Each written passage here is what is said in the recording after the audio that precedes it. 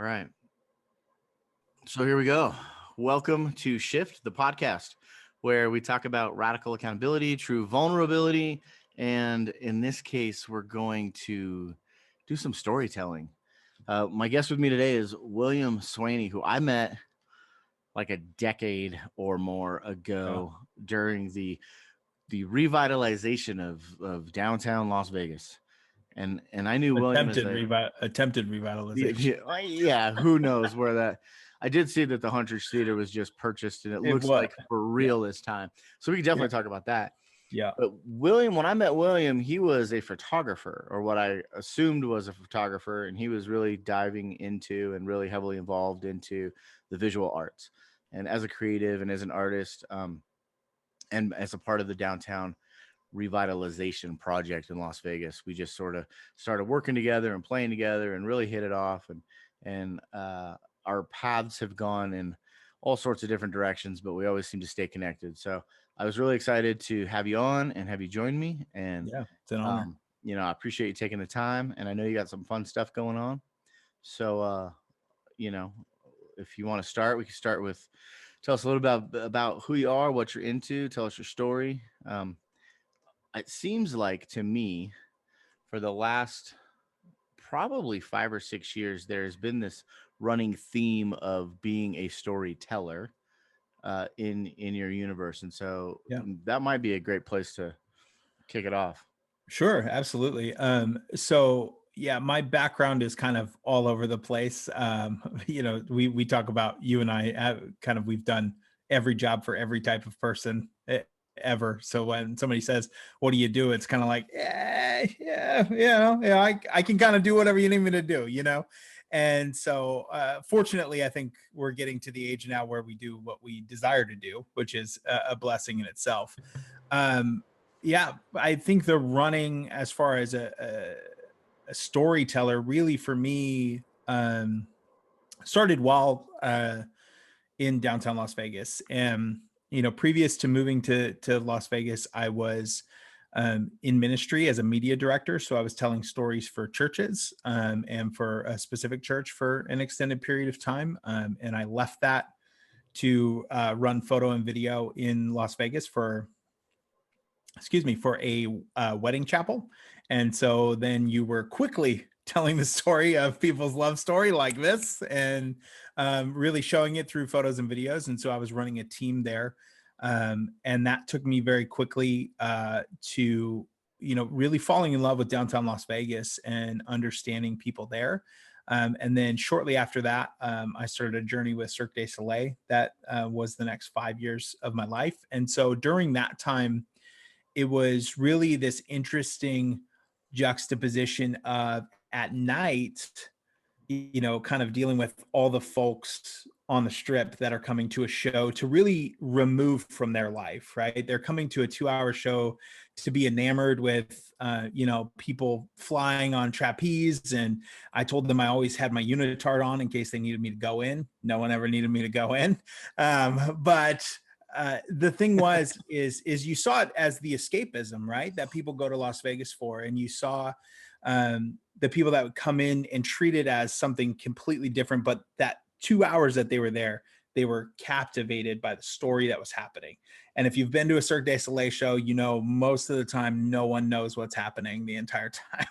And so, but they're still captivated by it. And, I got to work across the Viva Elvis show, Zarkana, and then the last year and a half to almost 2 years I spent with Chris Angel. And so very different shows from each other, creating lots of content and watching lots of people see stories and watch it fill them up, right? And watch it light something. But the juxtaposition for me was, I lived in downtown Las Vegas, and you saw the real life part of Las Vegas. And I think there's wonderful people who live there, who live very full lives and are enveloped in the community and all of that. But there's also that side of Las Vegas where is people at their breaking point constantly. And as we get to talking about kind of what we're doing now, sitting at where we've had a lot of conversations, sitting at the beat on the corner of 6th and Fremont in one of those high chairs that I was unsure would always hold my weight, while we drank coffee, you saw a vulnerable side of people, and you would see the people that would come in, and it was the place they got to after they probably spent their last nickel across the street at the El Cortez, right? And Yep. they're looking for a cup of coffee, or they're just looking for change outside, or they're at a place, heartbreakingly, where they're going to commit suicide. And we know people who have in that Yep. community. And really, over 5 years of sitting there, I learned so much about vulnerability and about life. And it's as simple as asking someone genuinely a question, asking how they're doing, or asking what's going on, and being willing to accept the answer without knowing where that conversation is possibly going to go. I've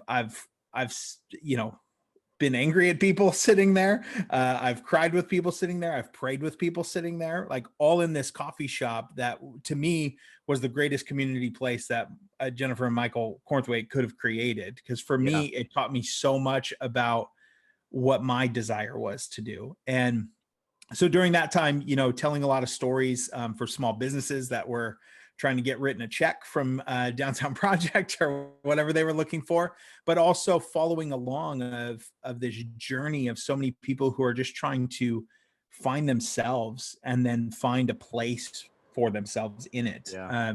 And I saw a lot of fake people, right? You saw a lot of real people, and that's generally when they're at their low.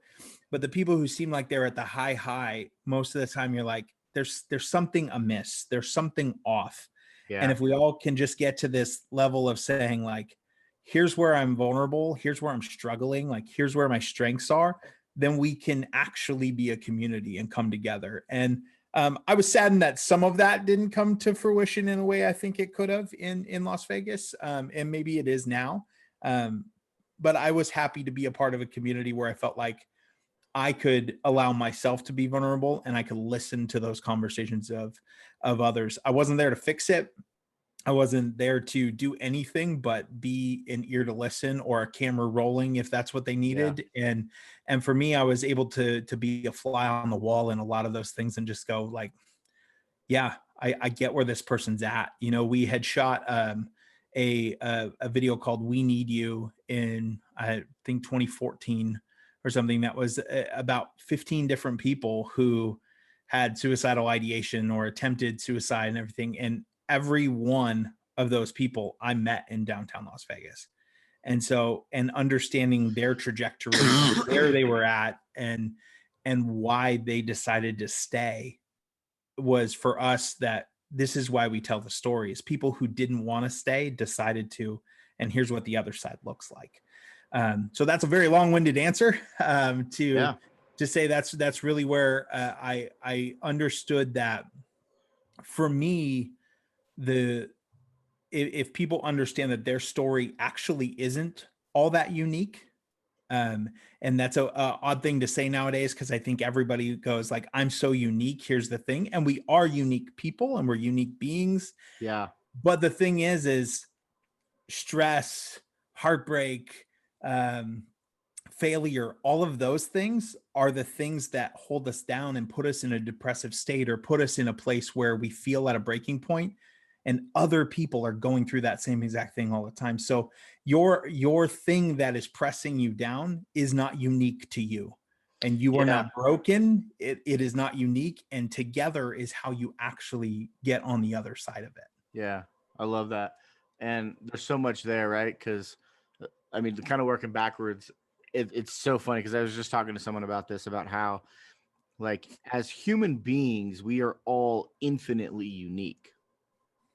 I'm a big fan of Gallup's strengths, and I did an interview with a strengths coach, and we really unpacked what that looks like. And the reality is that, like, every single person's 34 strengths from the Gallup profile, the possibility of you and another person having the same 34 in the same order is greater than the number of human beings who've ever lived on the planet. Like, there is never another you. There won't ever be another you. And at the same time, we talked about how all of our problems are pretty universal, Yep. because we're human beings, right? And what's so funny to me is a lot of people come to me and they say, how's your men's podcast going? And I'm like, well, it's not really a men's podcast. I mean, I tend to talk to guys, and we Sure. tend to talk about accountability and vulnerability from like the lens of a masculine viewpoint, mostly because I feel like if more men could lean into that sort of experience, they'd probably see some progress in a positive way. But the reality is that the stuff that we talk about, I have more female listeners than I do male listeners, Sure. because it's a human experience. Well, and because they're more apt to be vulnerable Yeah. statistically, Yeah, right? statistically. Yeah. And it's this whole concept of it. And it's really interesting because you mentioned the fly in the wall thing, because I would imagine as a videographer that the intention there is to be present in capturing what's happening, but through that space of like, act like I'm not here. And I think people really, while a lot of people get nervous in front of a camera and they tend to act different, once they get comfortable and you're kind of there, like, you've probably seen and heard things that most people wouldn't share with a Mhm. stranger had they not had like a camera in their hand. Yeah, I mean, definitely more often than not, probably. Yeah.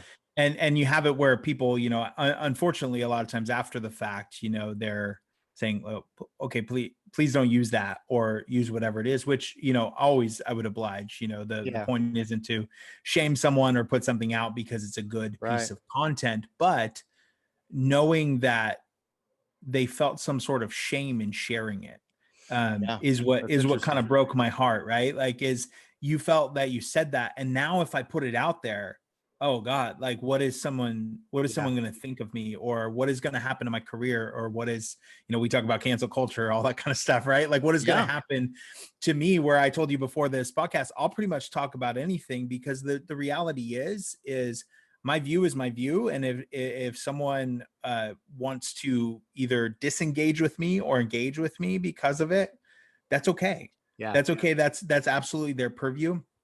But I'm going to be who I uniquely am, and Yeah. I'm going to be who I believe that God made me to be. And so and for me as a Christian, I feel like from a Christian standpoint, a lot of times, especially in a lot of the social issues going on or whatever, people are afraid to say something, or people Yeah. are afraid to either say something speaking up or don't speak up, or whatever it is. I'm more about, I want to speak about, one, the things that I know about, but two, I want to give space to be able to speak life into everything that I'm doing.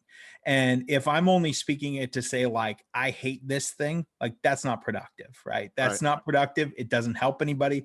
All it does is tear something down. If something is oppressive to someone, I feel like you already know that, probably.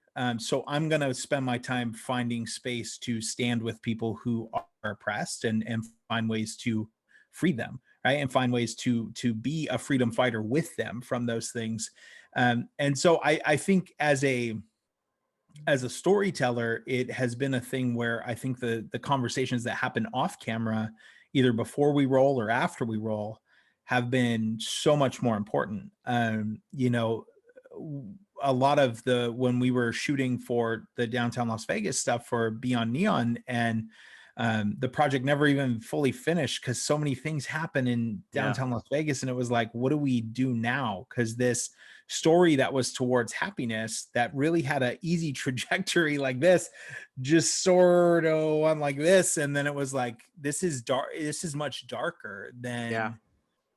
than it should be, but it's also real life, and um sometimes I just don't know what to do with that, right? Yeah. I don't know where that leaves me as a storyteller, but I know where it's made me a man and a husband and a believer and a brother and everything else you can add after it that I Yeah. do, and a business owner, is I'm someone who wants to work hard.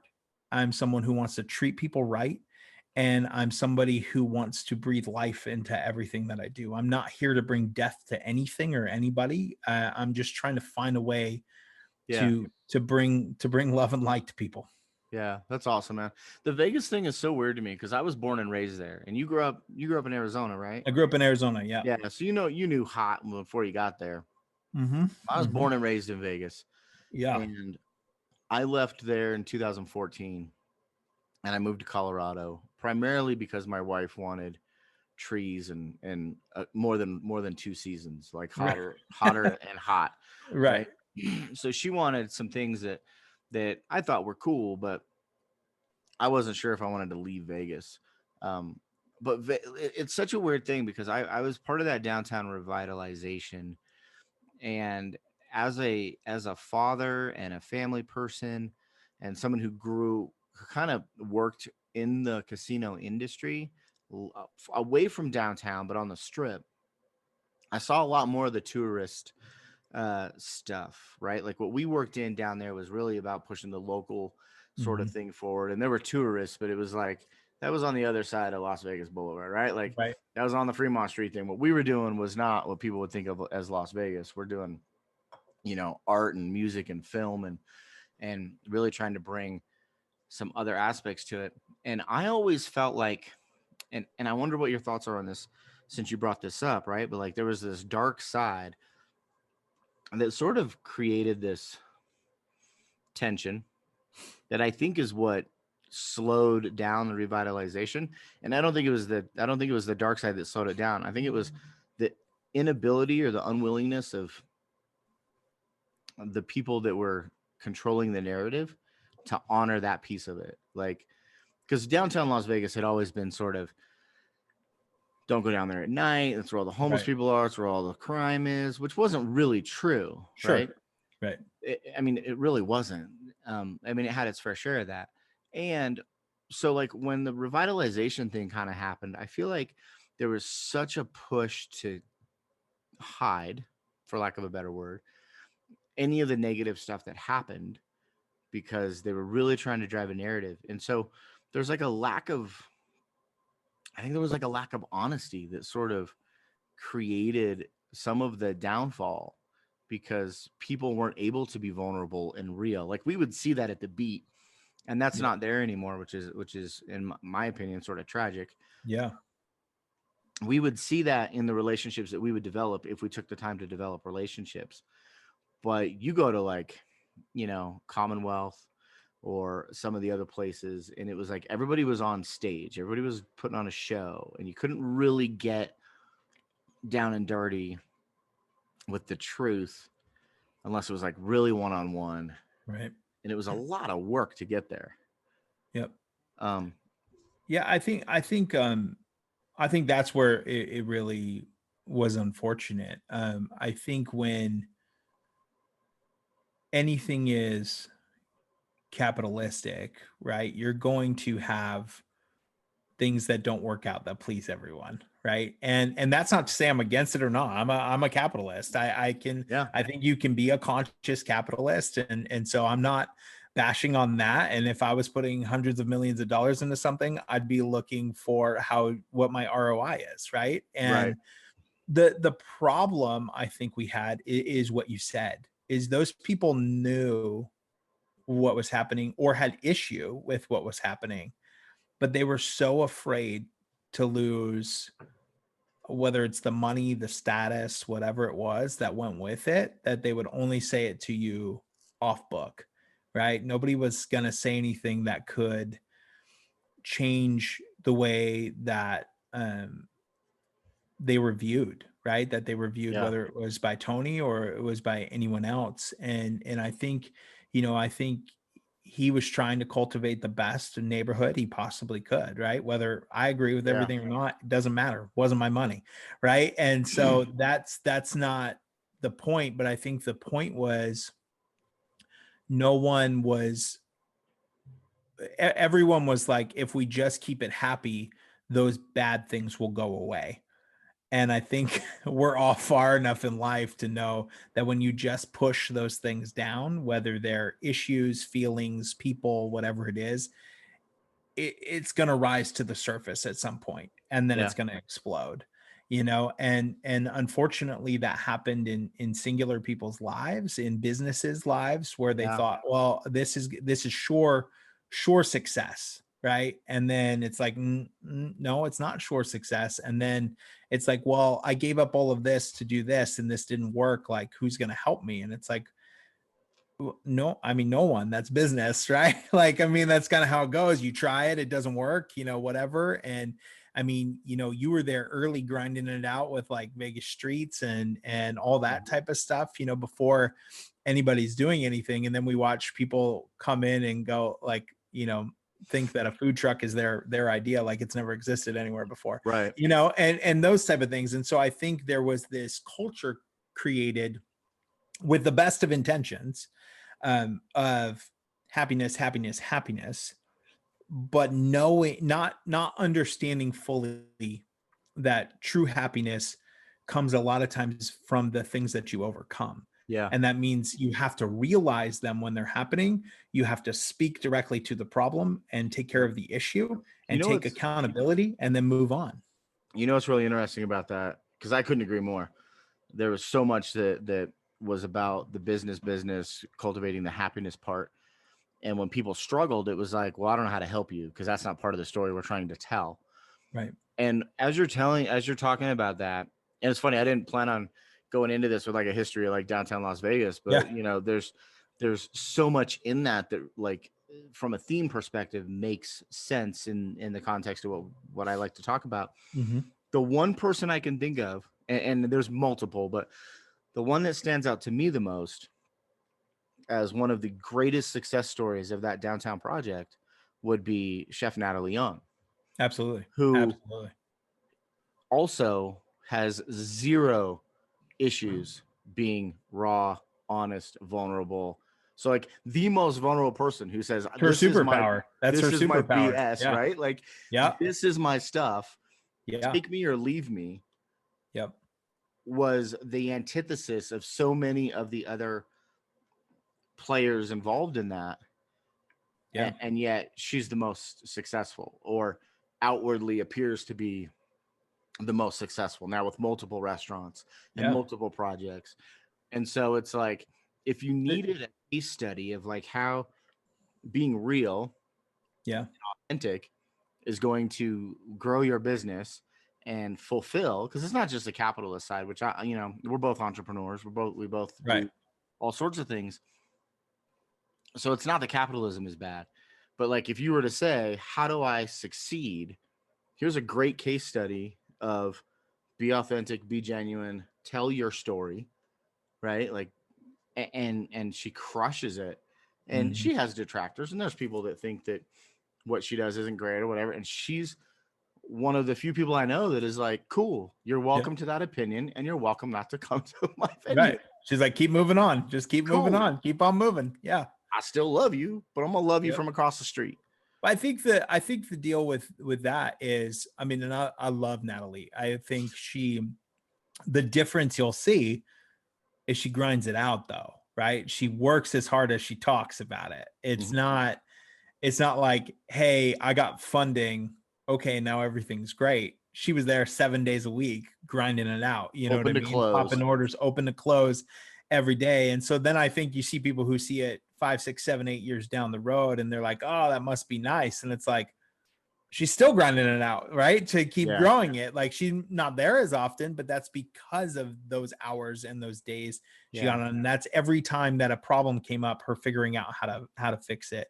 And I think that no nonsense type of thing says, like, it doesn't matter what problem it is, I'm going to figure it out. And I think that's why she's been so successful. But I think, unfortunately, a lot of entrepreneurs don't want to put in the work. They want to have the idea, and everyone's got ideas, right? Like, it's not a singular thing. And your idea, her to say, I want to have a breakfast and lunch spot. That's not unique. What was unique was what she brought to the table. Yeah. And she did what she did. I remember we kicked off Life is Beautiful, and I got brought into that music festival like at the 11th hour the first year. Yeah. Because it was brand new, and they realized we don't know exactly what we're doing in this particular area. And I had already done those types of events in downtown. And so I got brought in. But the second year, when I was involved from the beginning, we went to Natalie and we were like, hey, we're doing this thing and this is what we're doing. And she was authentic and smart enough and self-aware enough to go, yeah, that's not my jam. Where Yep. everybody was clawing and fighting and adapting their business plan to fit into this other thing. Yeah. When she was smart enough to go, yeah, I might try it, but like, it's not really what I do. I know what I do, and this is what I do. And the flip side to that is she was probably as had as much of a right as anyone to be upset about the disruption that Life is Beautiful brought, Yeah. because it did. I mean, it flipped that part of the town upside down. And her attitude was always like, yeah, it's inconvenient, but it's 4 days. Like, Right. and Yep. my choice is, and I remember sitting on the bench outside to eat, and she's like, I got a choice. Do I make the most of it or do I bitch about it? And she's like, I ain't got time to bitch. Right. Right. And I was like, I want to be like you when I grow up. Yeah, just see the problem and go, okay, that's an issue, but I got to focus over here, and Yeah. and that's what I say. I think, I think on now, it's not to discount anyone who's a successful entrepreneur down there, because I probably don't know them now as I've been gone. But when I look at her, I look at Jennifer and Michael Cornthwaite, I Yes. look at Dan Coughlin, I look at even artists, people like Jerry Misko, people who, and Polly, which they just had a baby, which is incredible. Yeah. But looking at people like that who were there for the long haul, right? They're there for the long haul, and no matter what's happening, they're grinding it out and they're working. And I imagine the pandemic was terrible. I imagine trying to, do those things and take care of your family. It's not like they weren't looking for a savior, right? They were looking to work hard and make their dreams happen. And that happens through hard work, and it happens through dealing with problems and learning how to do it different next time, and falling down and getting back up. It doesn't happen by somebody waving a check in front of your face and things changing. Like I said, I think that, there was incredible opportunities given during that time, which I think is great. And the people who some ideas just don't work, and that's fine too. That's, hopefully you learn from that. But watching people be able to flourish because they worked hard is one of the best things to me. Yeah. It's one of the most fond times of my life that I look back on, is the 4 or 5 years that I spent between Vegas streets, which was a small, if we got 4,000 people on that event, we had a banner Friday, to First Friday where we'd get 25,000 people. Right. Like, the time that I spent, because when I moved to Colorado, I continued to work First Friday for a year. Right. That was crazy. I flew out once a you month kept coming back, because it was my hometown. Like, right. It is my hometown. I have the Welcome to Las Vegas sign tattooed on my arm for a reason.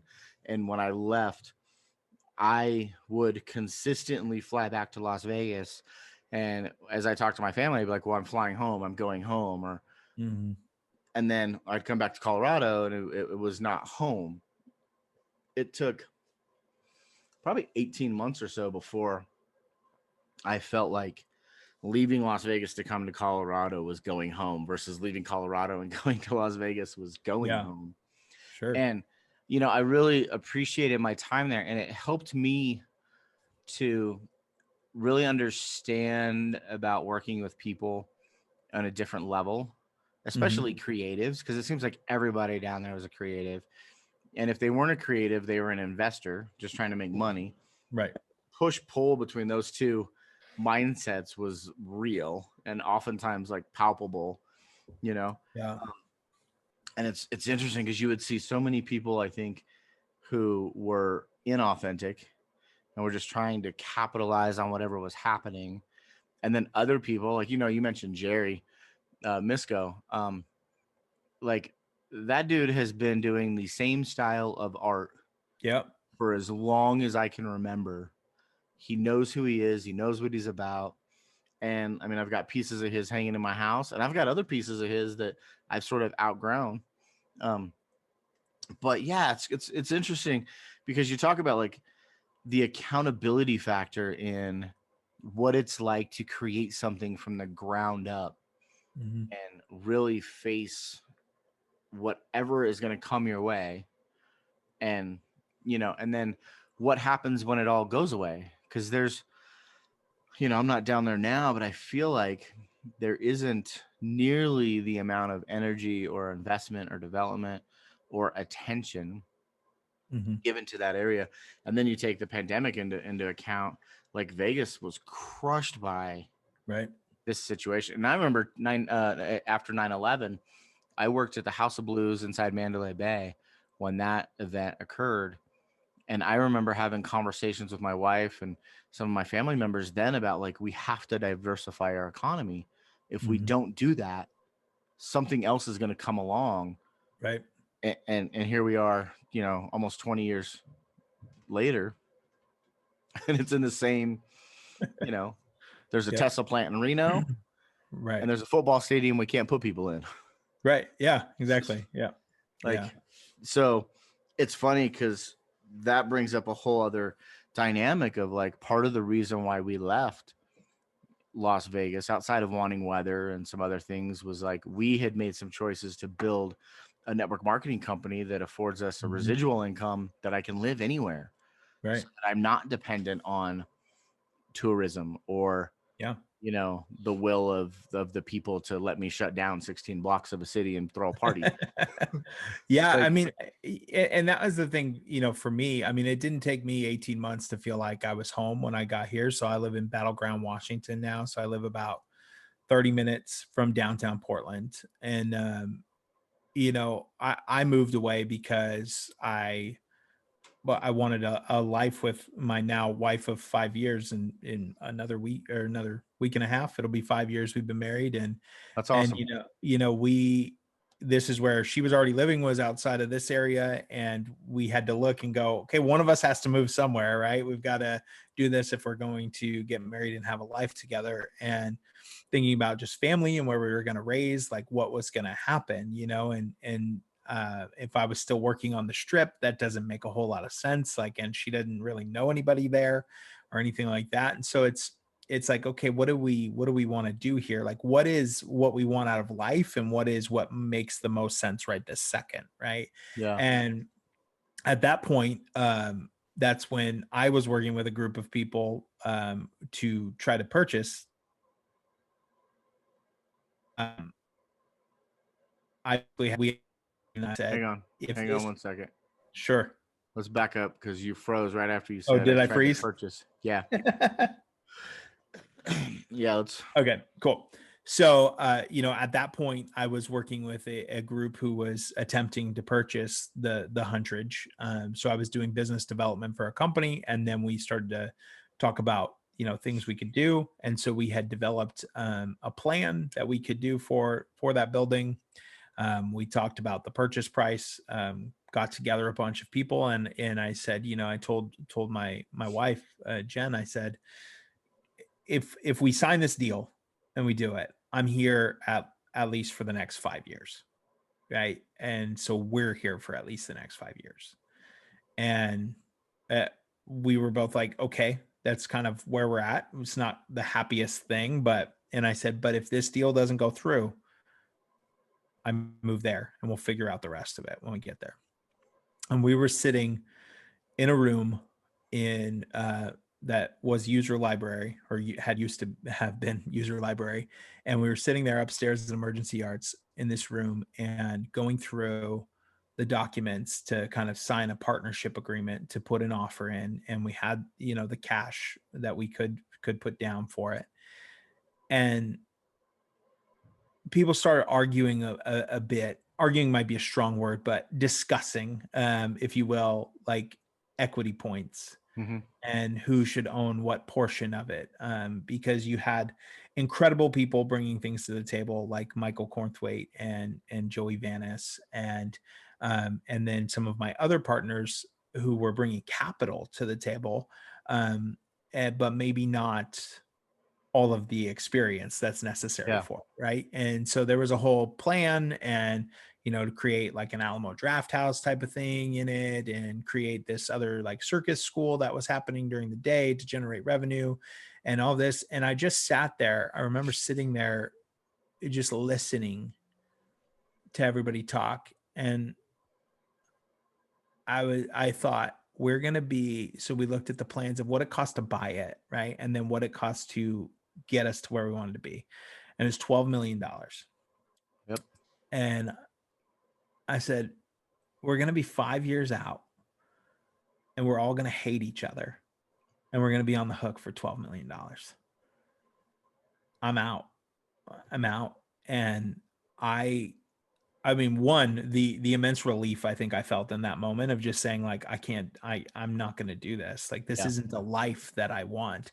Now I wanted that building to come to fruition. I wanted all of that. Yeah. But the thing is like, I wasn't going to die on that hill either, you know, and what I was going to build with a family with Jen and I was much more important than what that was. And so I remember just, you know, talking then a couple conversations after that and saying I'm out, and then other people backing out because of that, because I was going to put in a lot of the sweat equity to get those things done. And then that deal just falling apart, you know, because it wasn't going to happen. And I'm not to say they couldn't do it without me. They absolutely could have. But I knew what I didn't want to be a part of. And I think having that clarity in that moment, that really for me was kind of a still voice of God for me to be like, no, this isn't it for you. This isn't it for you. If it's for somebody else, great, but this is not it for you. And I immediately went and called Jen outside of Emergency Arts. And I said, I just walked away from the deal. I'm out. Like I backed away, like, and told her the same story. And she said, so what does that mean? And I said, it means I'm moving to Portland, you know? And then we picked up and we did that. And, you know, it's crazy to me because I look at how long it's taken now for the hundreds to like fully get purchased and get there and everything. Yeah. And I'm about to sell. This was 6 years ago. 6 years ago. Five or 6 years ago. Yeah. I was part of the very beginnings of that when it was fundraising and public awareness. And, you know, I remember getting a phone call and saying, hey, we're going to do this thing. We need to throw a parking lot party. Can you help? And I was like, yep, 100%. And they were like, okay, great. It's on Friday. And I was like, it's Tuesday. I'm like, next Friday? And they're like, no, this Friday. Yeah. You got 72 hours. And we threw a kick-ass party. Good. Yeah. On 72 hours notice, which is for me, that's my strength, right? Like I can dive in and throw together logistically. I know what it looks like. I can get it done. So for me, leaving, so much of that is dependent upon the relationships that I had, the people I knew. And so for me to leave Las Vegas and go live somewhere else without any of those relationships was the hardest thing for me. Totally. Because that was me too. Yeah. As having kids, like I think the dynamic difference for us, for Carrie and I, was that we had, you know, a group of kids at that point.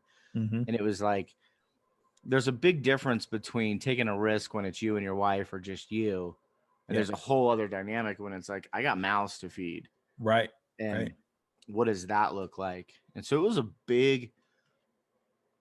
a really big risk for me that I had never done anything like that before. Now I feel every time, you know, something happens, I'm like, hey, let's go move to Tennessee. Hey, let's go move here. Let's go do this. Because you can do it. You know, together you guys will figure it out, you know, and I think there's such learning that comes with that. You know, when I decided to leave, you know, and some people work their whole careers to work for Cirque du Soleil. And I was like, okay, well, I'm going to quit, you know, and it's the best paying job I've ever had in my life. And I had other opportunities, you know, at that point that tried to get me to stay too. And I just wasn't. I had forgotten that you worked for Cirque. I totally forgot, had forgotten that you worked for Cirque. And that was like such a big part of, you know, your time down there. Large part of my day for sure. And, you know, I remember talking, you know, I was in conversations to take over doing like LED and screens for Britney Spears, like as I was moving. That's right. Yeah, I remember that. You know, they're like, we'll fly you in to like do it 2 weeks at a time and whatever. And I referred them to one of the best people I know who ended up taking the gig, you know, but I was like, this isn't this would be like living there, right? It's Yeah. not about still doing the work here. And so getting here, and you come here and you're like, oh yeah, here's what I do, and nobody. It was like, okay, crickets, Yeah. like, and Yeah, I think it's interesting because I didn't do that. I wasn't brave enough to cut all the cords and go, right? So I did the commute back and forth. yeah, when I was, I still had ties to there when I left, where I was, kind of consulting and doing some stuff on business development for a company. And when you're the one who signs a contract, you're not the one in control. And on our way up here, I sold everything that I had except for what would fit in my car.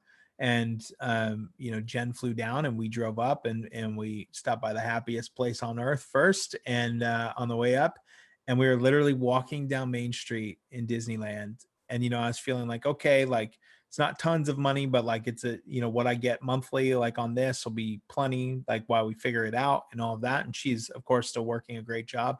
But I got an email that just said, like, we're cutting your contract today. Like, and we're not paying, and we're also not paying you what we owe you. Go ahead and sue Wow. us if you want to. And these were people that I called family, like, who I called family there, and their kid called me uncle, and it was just like, all of a sudden, like, what do we do, right? And I've learned to be better about it now, but my wife has always been great to guide back to God in the moment and say, look, like, God's always provided for us, and as long as, like, we're good stewards of the things that God gives us, like, he'll provide, Yeah. and he has immensely, and that doesn't mean it wasn't, like, terrifying at first, Sure. but we were together.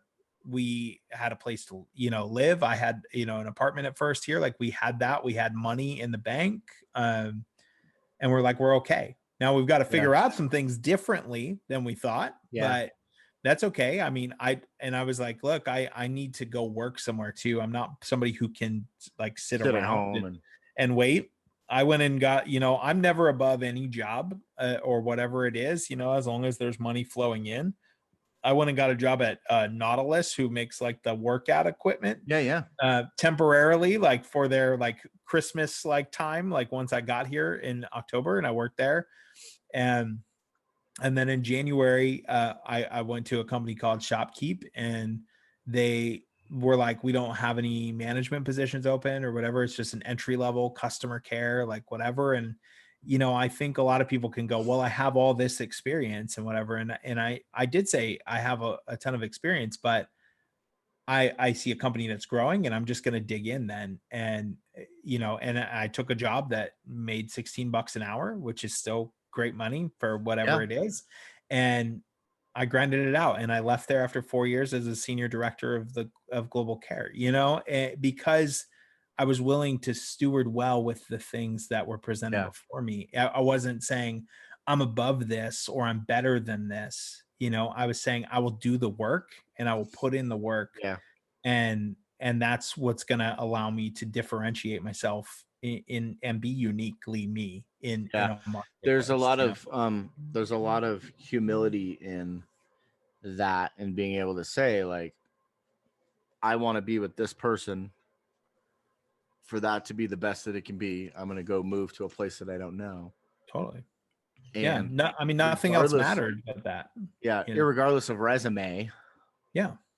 I want to work. And I think there's a synergy there that people don't necessarily understand, that, like, when you are working, it begets more work, right? Like, Yeah. if you're sitting around waiting for the right job, the right thing, the right pay, like, I've had people that I've spoken to, like, well, I'm not going to do that because it doesn't pay enough. And it's like, well, what are you making right now? Nothing. Okay. Zero. Yeah. Zero. Help me Yeah. understand the logic behind, I'm going to continue to starve until I can have filet. Right. Like, that doesn't make any sense. Like, you need to, and I'm a big believer in, if you don't humble yourself, God will humble you. Absolutely. Absolutely. And Had many of those moments too. So yeah. absolutely. But you have been in ministry or connected to your faith pretty Yeah. strongly Yeah. for the majority of your life, at least as long as I've known you. Yeah. Um, and that is not something that we have had in common until recently. Yeah. Um, I grew up in a Catholic household that was, we'll say, dysfunctional. Uh, Sure. which is probably putting it mildly. Um, and so as soon as I turned 17, as soon as I graduated high school, I was still 17. I moved out of the house and I sort of separated from all things that my parents had put before me, Yeah. which, and a piece of that was religion and was God. And it's been a long time. I always considered myself a follower of Jesus. I Mhm. always felt like a Christian was someone who wanted to be Christ-like, Mhm. and that I always aligned with. But capital C Christian was something I didn't necessarily Right. align with, and religion was in many ways for me like the root of all problems. Yeah. Yeah. Right.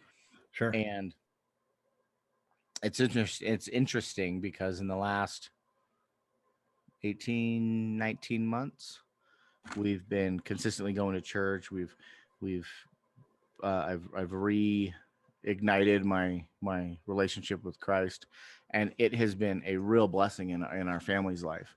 Yeah. Um, and so I'm curious, like in those things that you've gone through, how do you hang on to that faith? Is it just unwavering faith?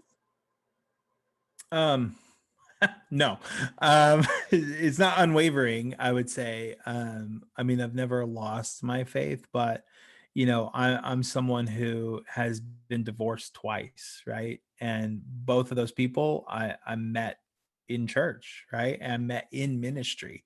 And so there are circles where I'm a pariah, right? And in evangelical Christianity for sure, where I am someone who it's not something people talk about, right? They don't, and this is part of what goes back to the vulnerability aspect, is like we need to be able to talk about these things. I was when I met you, I was married to someone else, and before that I was married to someone else, and so I had a conversation with somebody the other day who was saying, like, did you feel like in those moments, like, oh, these are marriages that won't work out? And I'm like, absolutely not. Like, I would have never gotten married.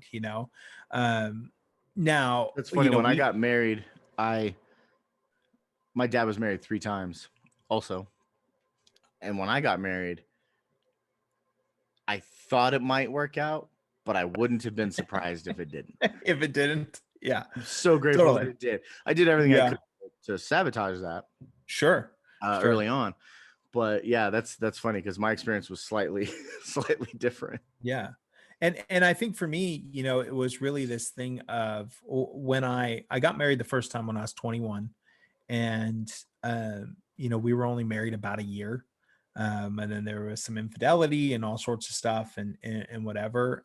Now if I look back on it, are there things that I did that contributed not necessarily to that portion of it, but to the marriage not being like this happy home?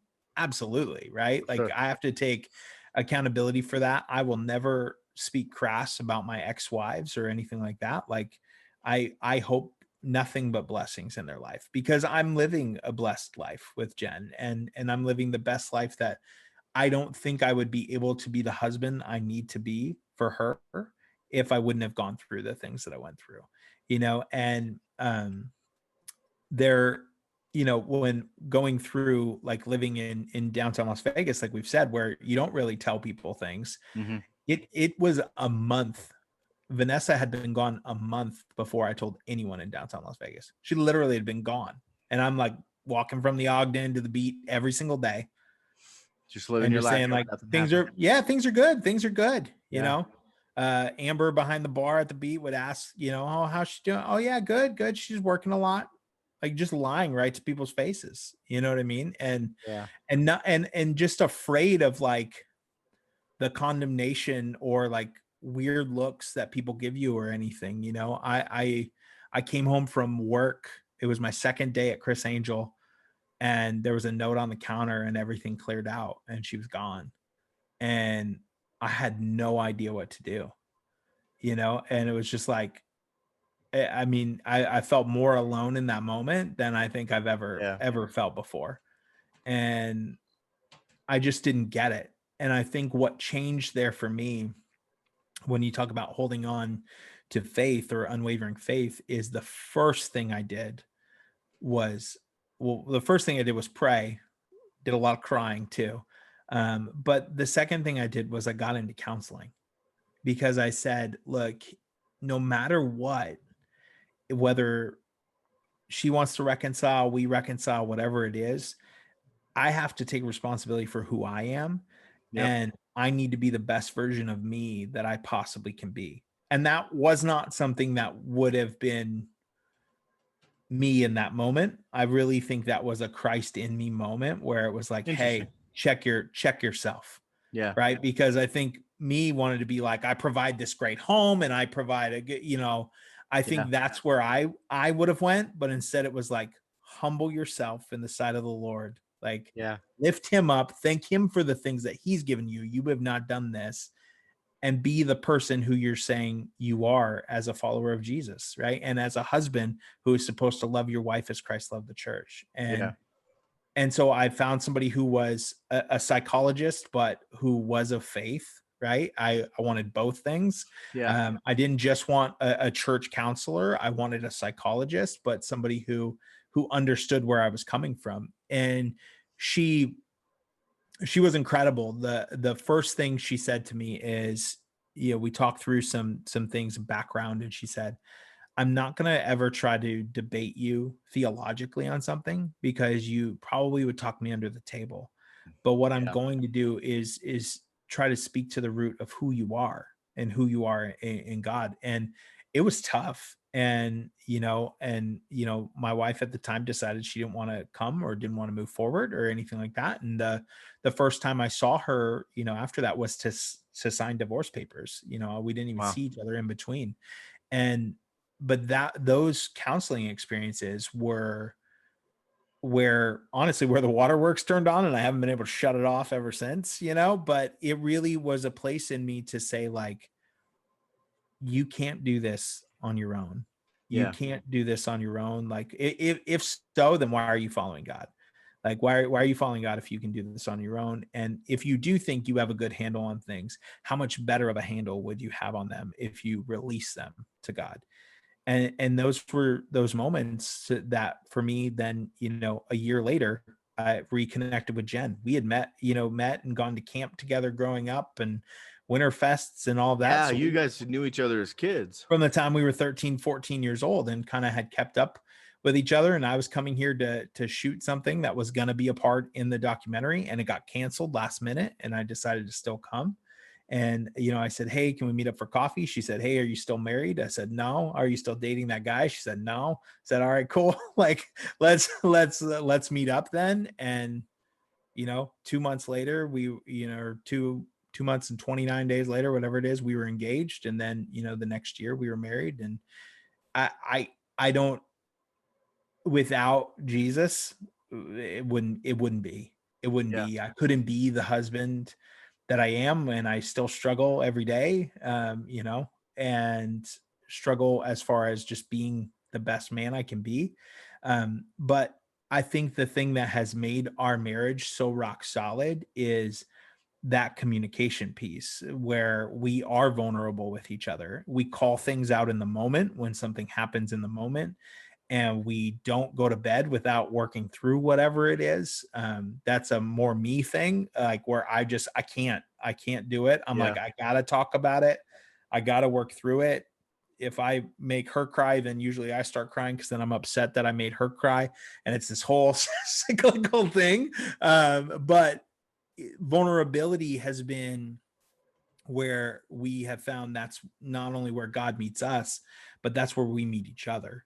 And I think there's so much to the way that relationship works to how our relationship with Christ works. And so for me, it's been learning that grace extends, the grace of Jesus extends further than I could ever imagine Mm. in any sort of situation, in life. and that has to start with my love and grace and acceptance of my partner, and that's the way that we Yeah. are actually partners. So it's a long-winded way to answer kind of what you were saying, but for Yeah. No, me, I it's love it. there's no other way around it. And I think, in the church or in ministry or in those type of things, I have circles where I'm not welcome, and that's okay. And I have circles where I don't want to be welcome, Hmm. and that's okay, and because I know who I am in God, and I know who I am in Christ, and that's all that matters, and I'll continue to breathe life into every place where I am welcome, and just be okay with that. Yeah. Yeah. That's so good. I think I love hearing that, because for like Carrie and I had a conversation with one of the leaders at our church recently, and he thought our story was really interesting because a lot of people come to Jesus either through their upbringing, child rearing, and parents tell you this is where we go to church, this is what we believe, Mhm. and usually in their teens there's a crisis of faith of some sort where they sort of, you got to kind of figure it out on your own and you got to come Yep. to your own realizations. Or the other way is that like your life falls apart and you're looking for a solution, Yep. right? And so I was having a conversation with one of the pastors at our church. We were having lunch, and he said, the thing that's really interesting about your story is that like you and Carrie were in a really great place. Like we've done a lot of personal development. We've not been through counseling, although that would have been smart for us because we got married really young. We've been together 25 years, Yeah, it's crazy. married for 23, but she was 19 when we had our first kid. We were married when she was 20. And it's like we've gone through so much as a couple. But his point was like, we were in a really good place when we Yeah. reconnected. When I reconnected and she found the church for the first time. Yeah. Um, and he's like, it's just so unusual that people that are in a good place know that or recognize or are humble enough to go, but I want more. And there's something missing, or Yeah. there's another piece to it. And for us, in the year and a half or so that we've been back at church and really making it a priority for our lives, um, the little pieces of my life that I felt like weren't clicking have begun to click. How has it changed your communication in your relationship to Carrie and to your kids? I'd just be curious to know. Yeah, with Carrie and I don't know that it's changed a whole lot because we've done so much work on that. Yeah, sure. Um, it has brought. I will tell you. So we're part of the North Point Ministries Andy Stanley Mhm. universe, and so he does a great conversation around what does winning look like, and what does winning look like in your marriage, what does winning look like with your kids, things like that, and what it means to have goals, and what the difference is between goals and not goals. Like, I Yeah. know I don't want to be this, I know I don't want this, but like, okay, great, tell me what Great. you actually want. Like, we Yeah. can all say what we don't want. um that that that is one circumstance where I can say that like that experience actually brought us to a place where we sat down and said, what does winning look like for us? Like, let's get some clarity on that. Mhm. So for my wife and it's not, I don't know that it's changed a whole lot of the way we communicate. It has helped me find with my wife and my kids uh patience and grace Yeah. in that respect, because I go back to, there's a question that's asked often in our church. What does love require of me? And that that really sort of stuck with me Mhm. in terms of like, okay, if you're a Jesus follower and the commandment is to love one another the way he loved us, and that's not it, but it's kind of it. Sure. um then how am I showing up for my kids? How am I showing up for my wife? At what point am I not forgiving, not showing kindness, not showing compassion? So I think if you ask my kids, they would probably tell you that over the last year or so I have softened, in how I interact with them when things don't go the way I want them to. Um, It's awesome. so I think in that respect, it's been, I mean, in all respects, it's been a positive thing. But I Right. think that's probably the most tangible, visible, thing that they would suggest is the ability to sort of self-reflect. And I sat down with my two oldest kids, who are now 23 and 21, and asked them both to forgive me for my arrogance and their upbringing, because I didn't necessarily, well, I'll be totally honest. I was not kind or compassionate to organized religion in our conversations. Mm. And so I had to go back to them and kind of say, hey, I have not been a good steward of what I actually believed Sure. to be true. I've said some things and probably presented myself in a way that was dishonest, and I need you guys to kind of forget what I've said. Because my wife came to me when I first went to church, uh, November of 2019. It was because my 8-year-old, who just turned 10, uh, said, "Take me to church. I want to go to church," and said it repeatedly for almost a year before I did it. Like, take me to church. How come we don't ever go to church? I want to go to church. My friends go to church. And so I took her, just her and I, and we landed at a particular church that I felt aligned mostly with the things that I felt just from a human rights perspective, Sure. and didn't fall into those discriminatory or just some of the areas where I feel like religion gets it wrong. Sure. Not Jesus, but religion. And so we went there, and I had a really powerful experience, and I came home and I knew I wanted to go back, but my wife had never been to church, and she was raised in a very Eastern philosophy, Mhm. spiritual, universal sort of upbringing. And so I didn't think that she would want to go, and or I wasn't sure Mhm. like where she would land on that. And so she said, "Well, how was it?" And I said, "Yeah, it was really interesting." I said, I want to go back next week, and I'd really like it if you'd come with me." And like before I even finished, she was like, "Yep."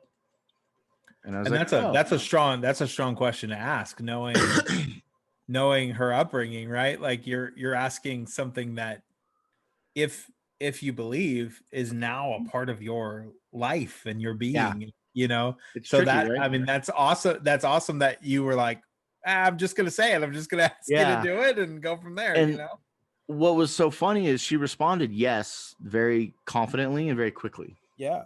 And so then we go to church, and then we took one or two more kids with us, and then within a couple of weeks the most of the family's going to church, and we signed up for a like I'm new to church class that they call Starting Point. Mhm. And for me it was like how to reconnect, and for her it was like, hey, I'm new to church. And she shared in that, and I'm not speaking out of school because she shared this with lots of people, but Sure. she shared in that environment that she had wanted to go to church for a long time, but she was afraid to ask Oof. because she thought I would judge her because I Oof. had been so vocal about my issues with Yeah. organized religion in the past. And so that's what led me to like go to my older kids, because I was like, well, if my wife, who Yeah. is my partner and we trust each other more than anybody, doesn't feel comfortable talking to me about something, what do my kids think? Like, how do my Right. kids feel? And Yeah. like, how have I served them improperly? Right? Like, what a disservice to them to not be able to, or to not be able to like speak their mind, or did I unintentionally mold something in them that Right. isn't really for their best benefit? So I sat him down and said, hey, this is where I'm at. This is what I believe, but this is how maybe I think I might have shown up, and that's unfair. And I want you to like try to strip that away and revisit this topic, sort of with beginner's mind, sort of with an open heart, and um, they all responded with kindness. Um, and they all are at different stages of like how to do that. Sure. Um, So it's been really great to have that experience. And for our family, I think it's been a positive. I know it's been a positive thing, um, to have that experience. And it's the first time in my life that I've been involved in a church where asking questions and having not necessarily doubts, but being open enough to say, I don't understand what that means, or I don't understand how that works, and not be told that I don't need to understand. I just need to comply.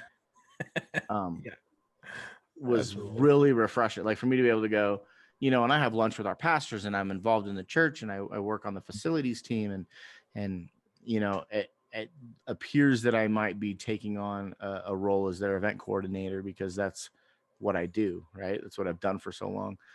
You've done that just a little bit, Just a little bit. So who know that my job throwing debaucherous parties in Las Vegas would lead to Yeah, right.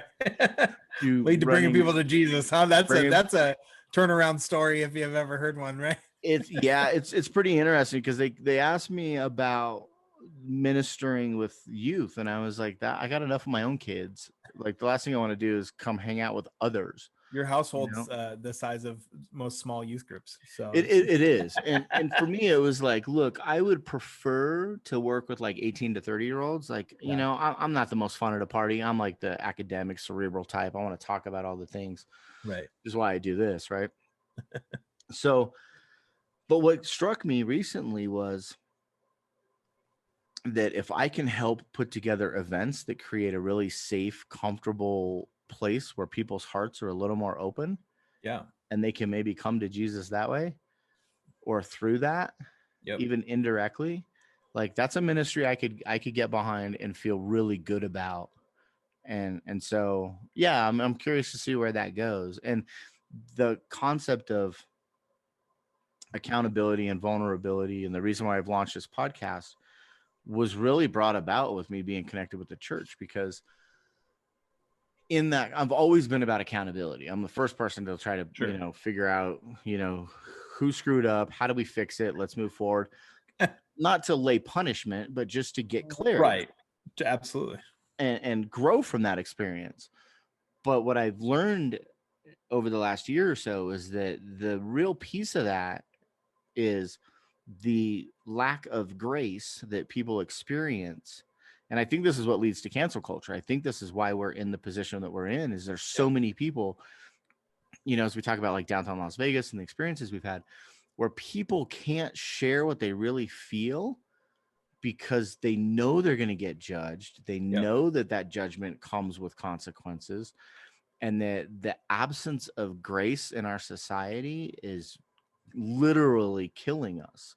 Because people would rather end their own life than go, hey, I'm broken and I need help. Well, so, I don't know, man. I'm sort of rambling, but like if this conversation that you and I and many, many others are having can shift somebody into a place where they can say, I'm willing to work through it, and they can find that person that they can share with, then, I'll sit at my desk and talk all day long. Well, I think one of the huge things, I mean, like you said, I mean, I think people reach an end because they say like, I don't know how to fix this. And the only way to fix these things that don't feel temporary is with a permanence, and that's why I think, suicide, whether it's the ideation or the actual attempt is or actually committing suicide, is so prevalent. Yeah. And it's heartbreaking. First of all, like nothing's worth that. Like you are so much more valuable than that. But I think we live in this time where we're trying to pull up the darkest timeline piece of your life and say like, here's the worst thing you ever said. Here's the worst thing you ever did. And if it so happened to be recorded somewhere in text or voice or video, we're going to put it out there to everybody. And like, your life as you know it is over. And the thing is, it's like, that's horrible, right? It's horrible. It's not grace filled by any means.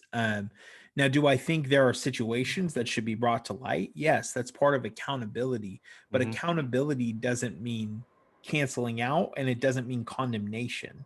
Like it means going, hey, you're in X position of power or whatever it is, and if you're using your power to exert control or something like that, like, you likely don't belong in that position of power anymore, Right.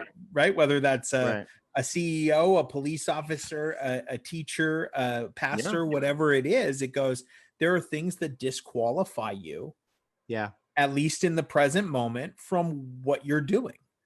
But the Yeah. goal should be restoration. And That's in all that. things, the goal should be restoration. Yeah. I I love that you brought up that word because, I look back at my own marriage and especially with my older kids. So we've been together 25 years. I've been sober 18. So that tells you that for 7 of the 25 years we've been together, that I did not bring my A game to our relationship. Sure. And that includes my wife and it includes my 2 oldest children. Yeah. And, my wife, to her credit, had divorce papers ready. She was ready to leave, and she was ready to put an end to whatever this thing was. And only by the grace of God did something happen that she chose not to, and she saw something in me. And I think from the point that she decided not to the point I got sober was like 2.5, 3 years. So it wasn't like, oh, he got sober and the marriage was saved. It was something happened that caused her to go, I think this is going to work out, but I have no idea when or how. And, I look at things that, people say 5 years ago, 6 years or 10 years, or without context, even if it's more recently, and go, well, if people knew the worst of me, like I've even said this about my own self, like if my current self knew my older self and we met in a bar, which I wouldn't really be in, but like if we met somewhere, Sure. I wouldn't be friends with him. Yeah. Because I've removed those types of people from my life. Yeah. That doesn't mean that I would want to see them condemned or that I would want to see them canceled or not be able to work and provide for their family and not be like because people can be redeemed and relationships can be restored. And we have to give space for people to do that. And I talk a lot about the Stoics. Mm-hmm. And I think it was Marcus Aurelius who said, when somebody wrongs you, before you react, think of a time when you have committed the same wrong. Like we get mad because somebody lied to us, somebody cuts us off in traffic, somebody does, A, B, or C. But like if we pause for just a moment and think about it, we've done that same thing, Right?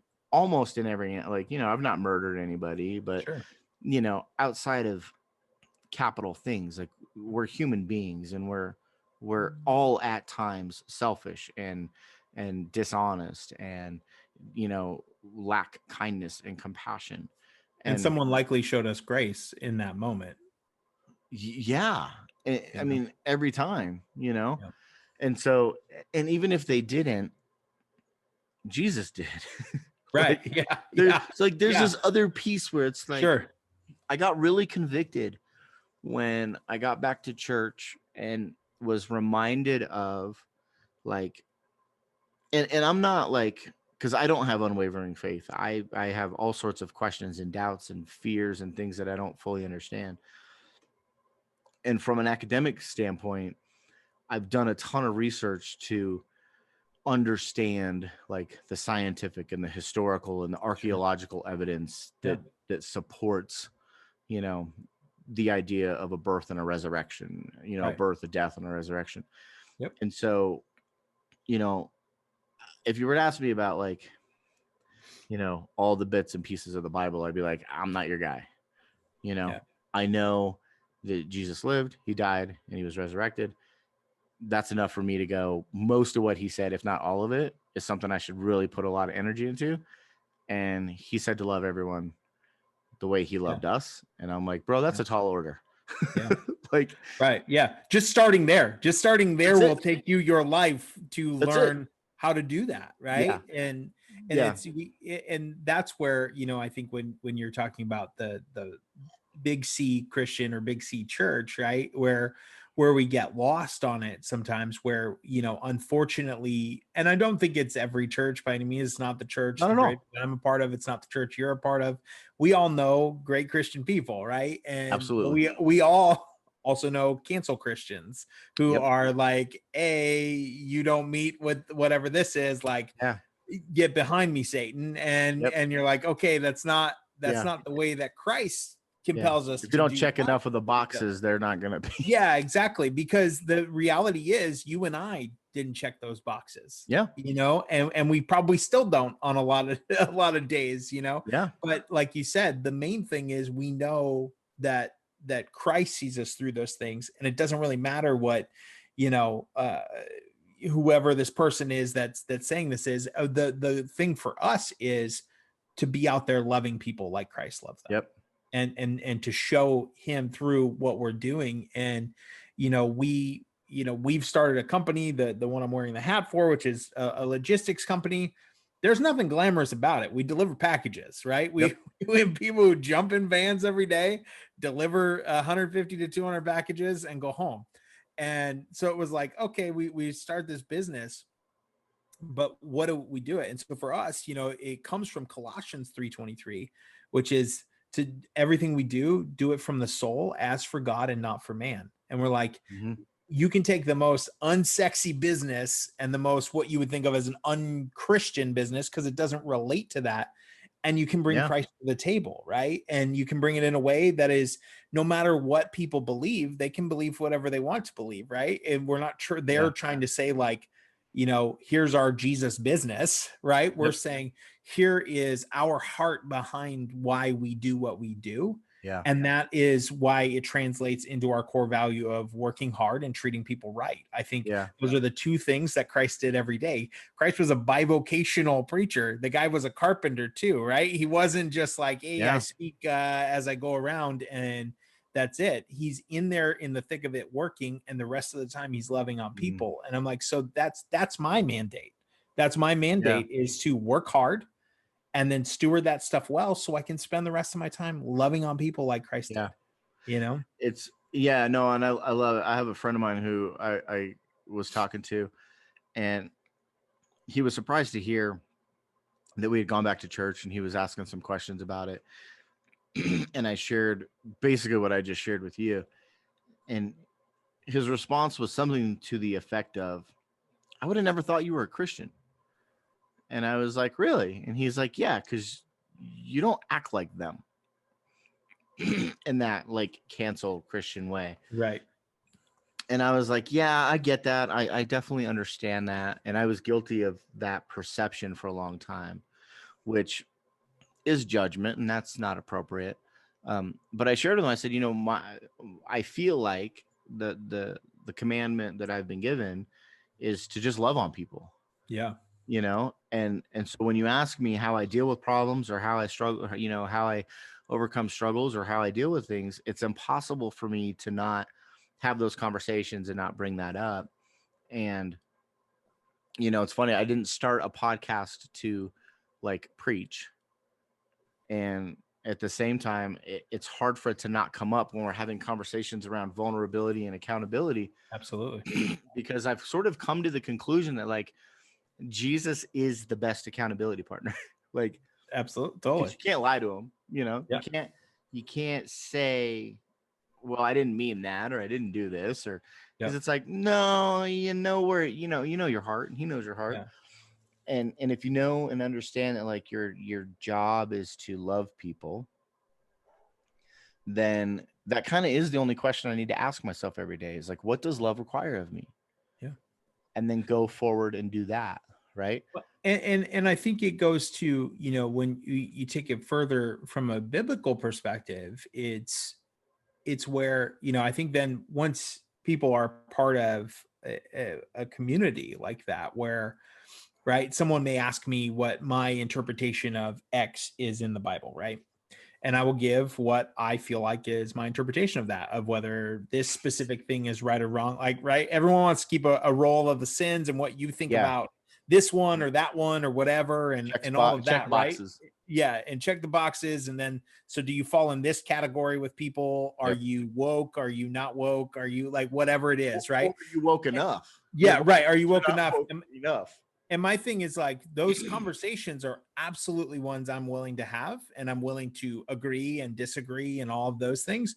because my faith is my own, and it's also, I'm free to feel the way that I feel and to Yeah. believe what I believe, or believe what my interpretation of scripture is through prayer, through fasting, through reading, through study. But I also am waiting until I'm in community with those people, because the deal is you need to have someone be a part of community and earn that spot in their life to have those conversations, right? Like Yeah.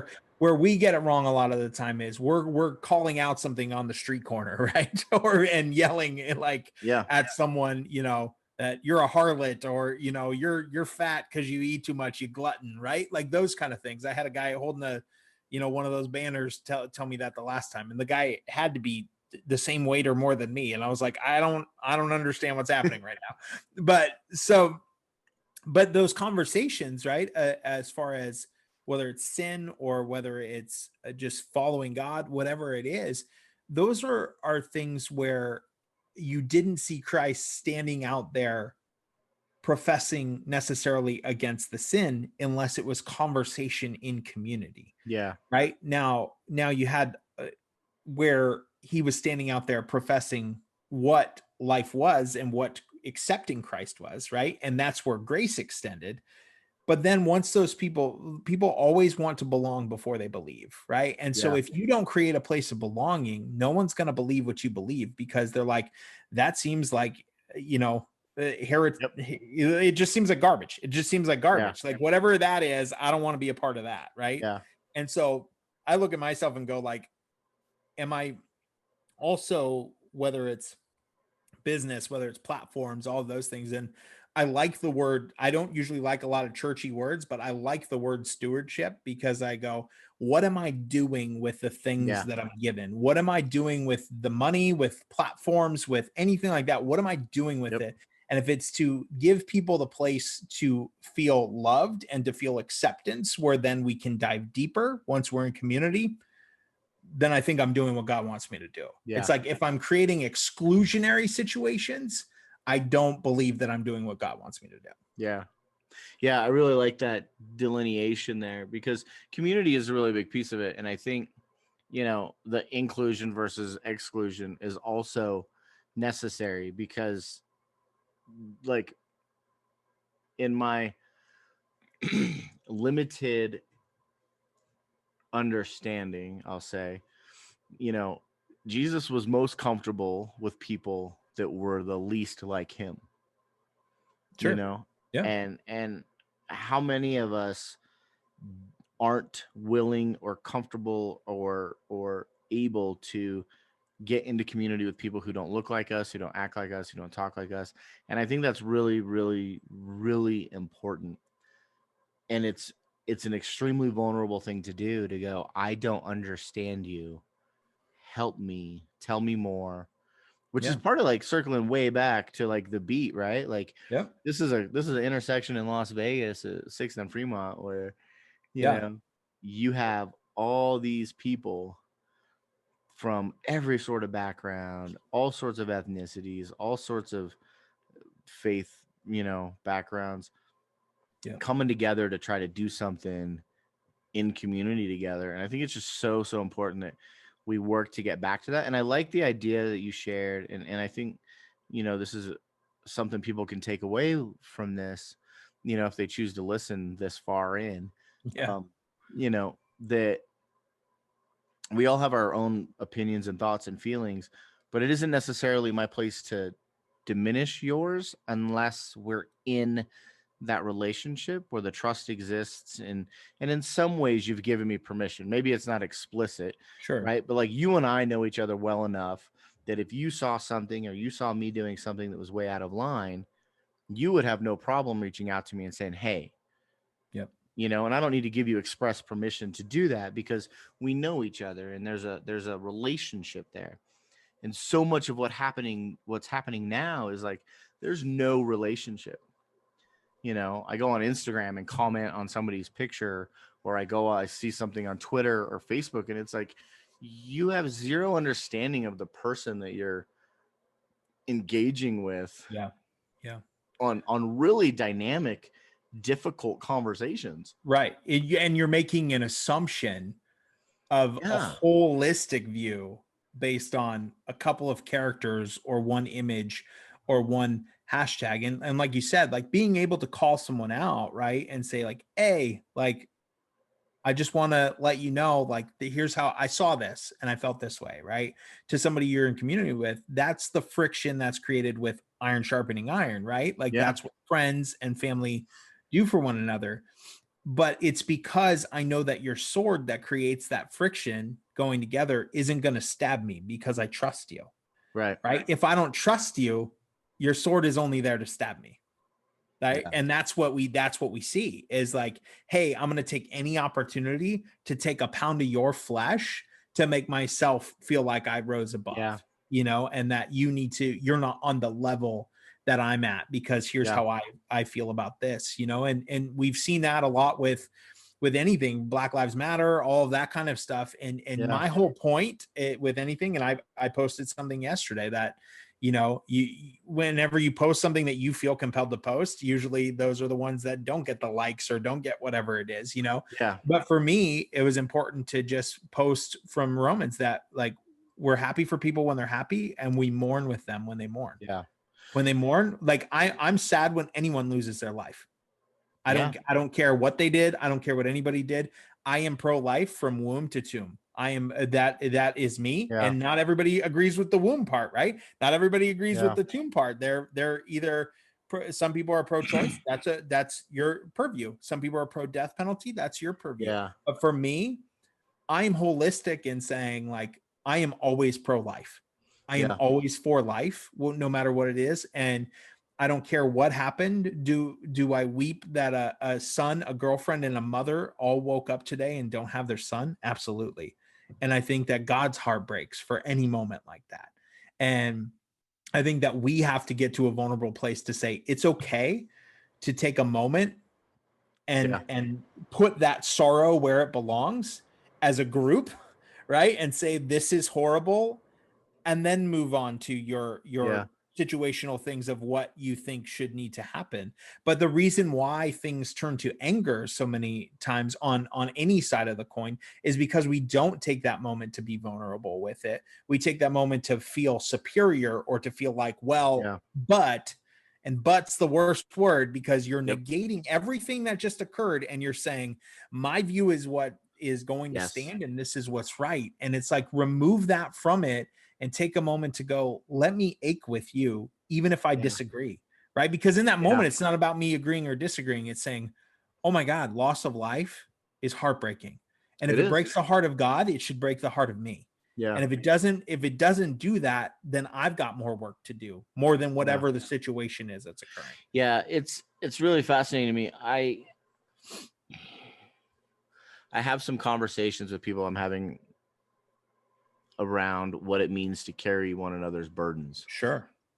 because it's one of those things where, I mean, we're two white men sitting here talking about the world's problems, Imagine that. right? So there's so much there that I'm sure people will have, things to say about. Totally. And I don't know, and I'm humble enough to say I don't know. And I think that's a really powerful, way to approach things. And at the same time, I believe that it's within my responsibility to carry other people's burdens. And that doesn't mean I take on all their stuff and that I take responsibility for it, but that I do grieve with them and that I do look at it and go, okay, clearly you're hurting. And sometimes the best thing you can say to somebody is, I'm sorry that you're hurting. Right? Yeah. Like, I didn't cause the pain. I'm not a part of the pain. Yeah. Me being a white male, and a Christian white male on top of that does not mean that I am responsible for all of those things, but I can see your situation and carry that with you and look to be, if I can't be part of the solution, at least not be adding to the problem and have awareness of what's happening, which is really interesting because you live right outside of Portland, Oregon, which is kind of, I don't know the right word to use because it's, an anomaly, really. Yeah. to itself. Yeah. I'm curious what the last year has looked like for you guys out. Like, what's your You know, perspective on that? yeah, it's been interesting. And I think, I think from a Christian perspective, I think a lot of times, we're quick to say like, oh, we're ostracized or this is the way we feel or whatever it is, right? But Jen and I, at least for our home, it's all about what our response is, right? What is our response in these moments? What is our response in these tragic things? What is our response in rioting? What is our response in Yeah. protest, right? And do I think I need to be a part of every protest? No. Does it help to stand in solidarity with people sometimes? Yes. Did I leave right when they started tear gassing people? Absolutely. My Yeah. old butt was not going to breathe any better, and it was time for me to go, right, before cars got lit on fire and stuff. But I wasn't even down there because I agreed with everything that everyone was shouting, right? I was there because I'm there for my brother. I'm there for my sister. I'm there Yeah. for the person who is next to me, right? Like, you can be my neighbor, you can be across town. And my thing is, I need to be there in love, and I need Yeah. to be there in solidarity to say, you are not alone. You are not alone. No matter what it is that you're going through, you are not alone. And if no one else will stand with you, I will stand with you to say you are not alone.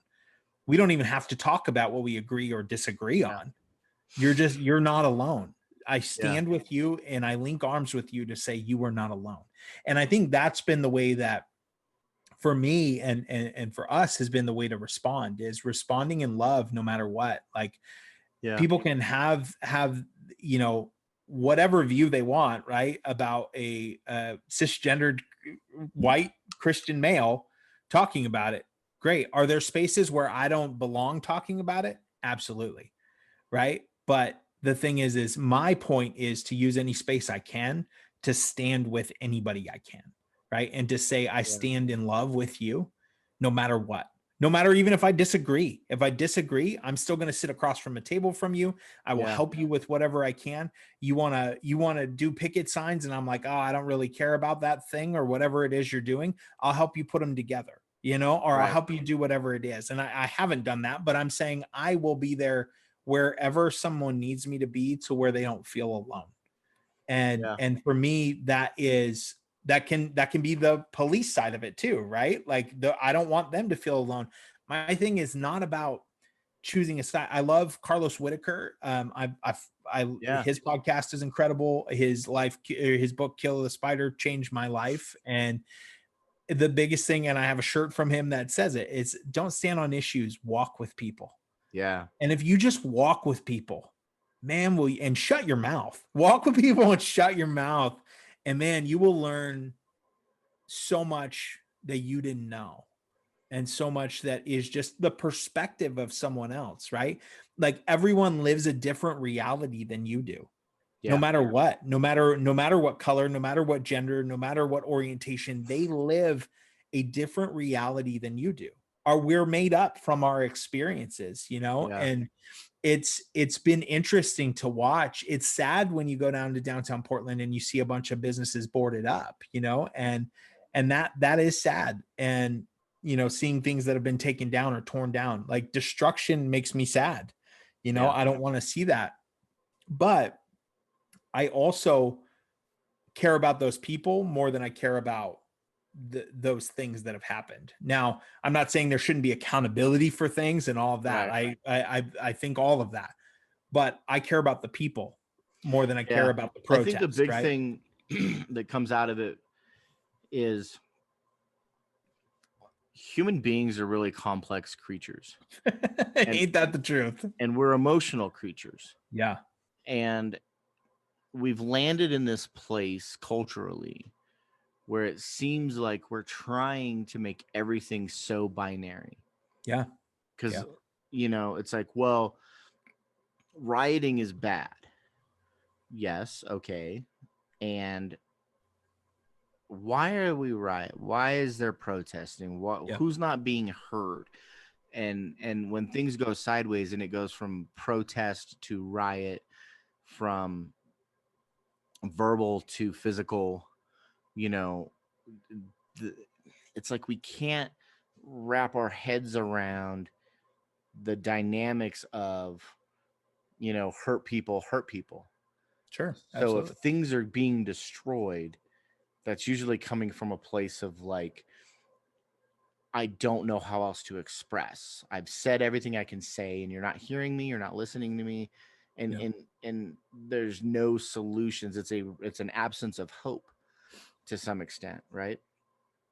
But we don't seem to want to have the deeper conversations around everything being so binary, right? Like I have a giant ampersand in my house, I do and too, it's actually. one of my favorite words slash symbols Yep. because it's not either or, it's Yep. and. Yep. Everything is and.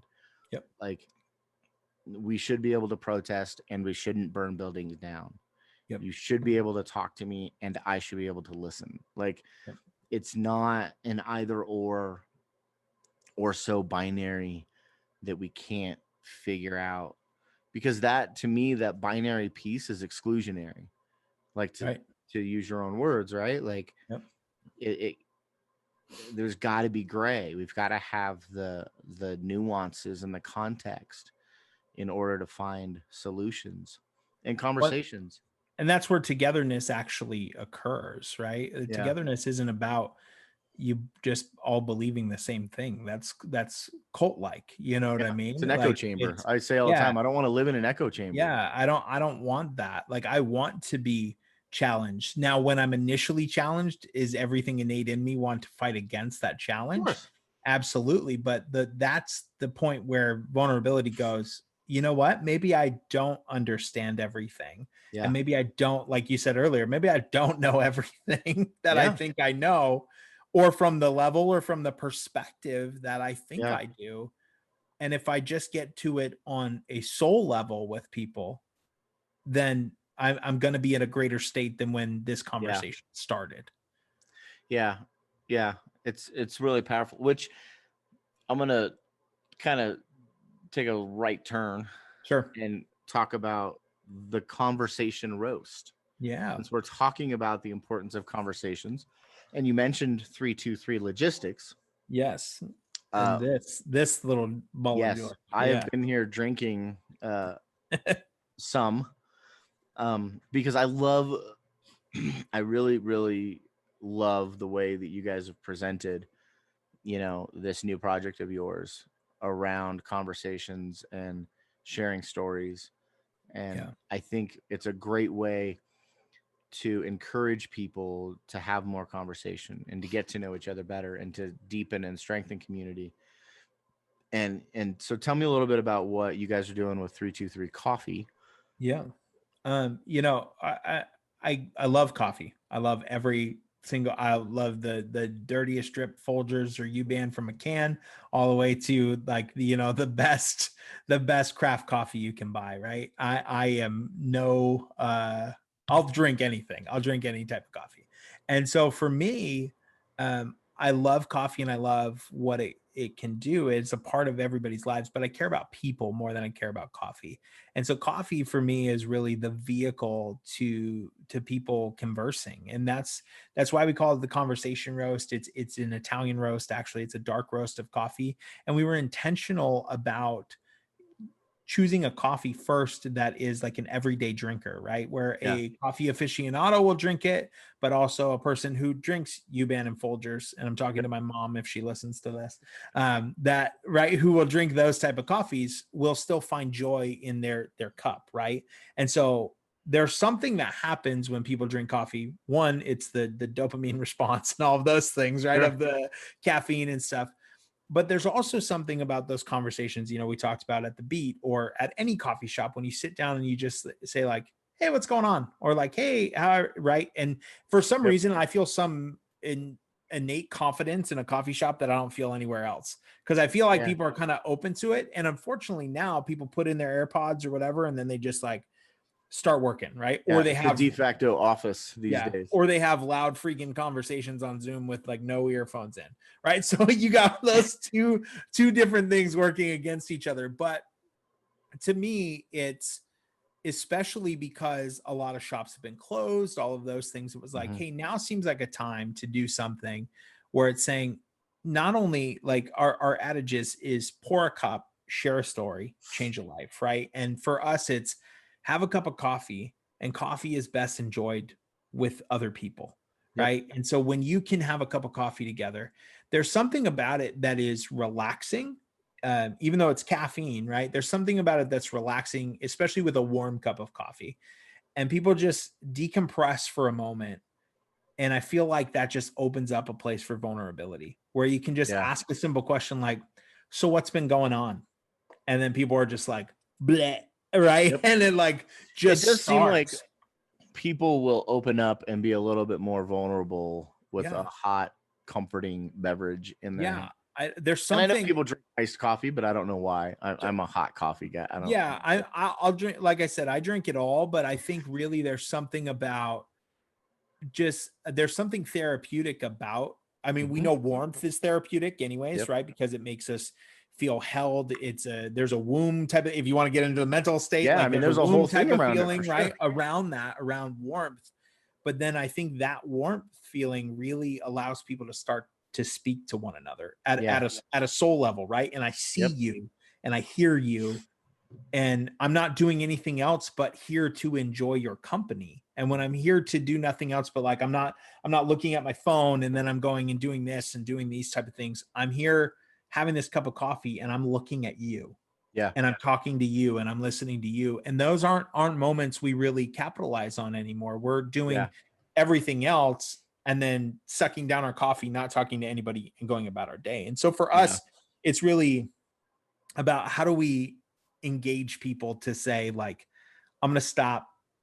I'm going to take a minute and I'm going to actually like have a cup of coffee with somebody or by myself, right? Sit there, have that cup of coffee by yourself and talk to yourself, talk to God, talk to those things, and like really center yourself to a place of like, who can I be to go out and change people's lives with the story that I have in me. And I really believe that telling our story and storytelling really changes people's lives because it gives us a perspective that doesn't exist elsewhere. And then the change of life part is not only who you're sharing the story with, but we really always believe in giving back our first fruits. And I think for us, there's this thing where a lot of nonprofits will say like, skip that $5 cup of coffee and give your $5 here, right?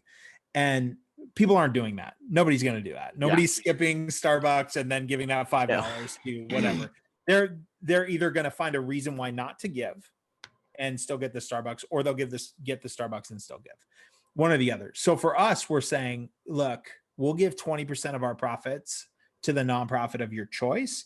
So you can still have that great cup of coffee. You can still have that conversation. You're not giving up that portion, and you're still supporting things that matter in your community. And so if you buy online from us, you can choose the nonprofit that you give to. We are not exclusionary in that. You could put a nonprofit in there that I say I don't agree with, and I'm still going to donate 20% to that, right? Because it's about being stewards of what we're given and giving out of that heart. And that's not necessarily because I believe or don't believe, whatever it is. Yeah. All right. And then if they leave it blank, we split it across different nonprofits that we support. But it's totally your choice, you know, and for us, that is how we can make sure we're giving back our first fruits as well. So before we're doing anything with any money that comes in, we're saying, you know what, not only 10%, but 20% of this, that's our 10% and the 10% of the person who purchased the cup, saying we're going to give those first fruits to support something that's building community and building people. Yeah, that's awesome. How is you guys launched April 4th, right? Easter Sunday? We launched on Easter Sunday, mainly because I got the date wrong and thought it was the Monday, but either way.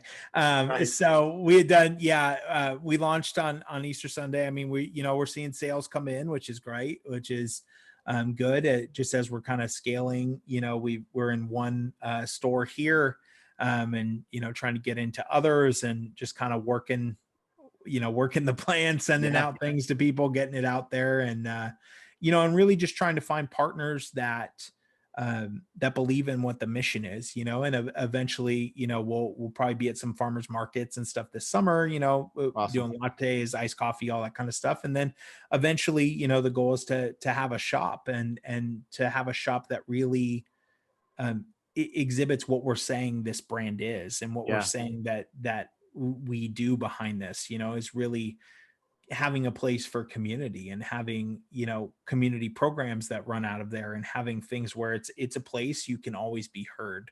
It's a place you can always have a warm cup of coffee, but it's always a place where you're heard, you're seen, and you're valued, and you're loved no matter what. I love it. I love it. And that's for as long as I've known you, that's been a through line for you, Yeah. um, and what you've done. And that's part of the reason why I wanted to have you on here and talk. Are you still, because you had another project, um, called what was something story, something tell your story. So we had started really with just like tell your story type of stuff, and then we've just kind of merged that into the Into the brand coffee of thing. the coffee thing, because it's really what's behind all of it. So, some of the apparel that's on there, which is limited right now, is really just about shining your light and about telling your story. There's tell your story like trucker caps, Yeah, and the pour a cup, share a story, change a life, shirts and things like that. And so those things are really, to me, those are the brand. Those are what it is. I was kind of doing it in pieces here and there, and going like, yeah, here's these things, and like, you are loved, and tell the story and whatever. And it's kind of just over time became like, oh, those are all pieces of what we're putting into this coffee thing, right? And now coffee is really the main vehicle of it, but here's what we believe behind that, and yeah, really being able to propel that with the brand itself. that's awesome. I love it, man. I love it. I think that's a good place to wrap it up. Yeah, I'm absolutely. super grateful for your time, No, and thank you. I know I really talk a lot, appreciate. so Yeah, I really appreciate you being here. And check out 323coffee.com yeah. and go grab some coffee. You have other roasts coming.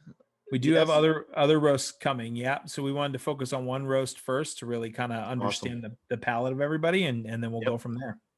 Well, I am almost through my first bag, so I'm gonna have to place another order soon. Awesome. Uh, because these afternoon interviews and conversations with coffee are my favorite. Yeah. Um, so yeah, so hopefully, you guys will take off from there, and I love watching the journey and seeing where you go. Well, we And appreciate the support. super great.